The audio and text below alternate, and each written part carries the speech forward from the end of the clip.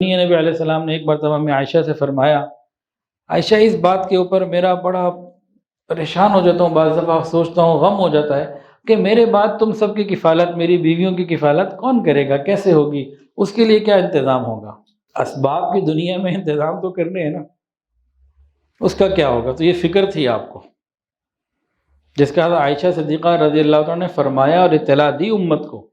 یہ خاوندوں کے لیے ایک سبق ہے۔ اور اسی حدیث کو جب امی عائشہ نے بیان کیا تو یہ بھی فرمایا کہ حضور پاک صلی اللہ علیہ وسلم کے بعد حضرت عبد الرحمن ابن عوف رضی اللہ عنہ نے بہت بڑا وسیع اور بڑا بہترین باغ جو 40,000 کا تھا وہ خرید کر ازواج مطہرات کی گھریلو اخراجات کے لیے وقف کر دیا۔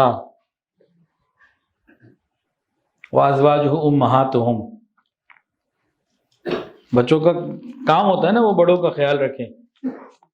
تو حضرت عائشہ صدیقہ رضی اللہ عنہ نے اس کے بعد حضرت عبد الرحمن ابن عوف کو دعا دی، اللہ انہیں سلسبیل کے چیزیں کھلائے، سلسبیل پلائے۔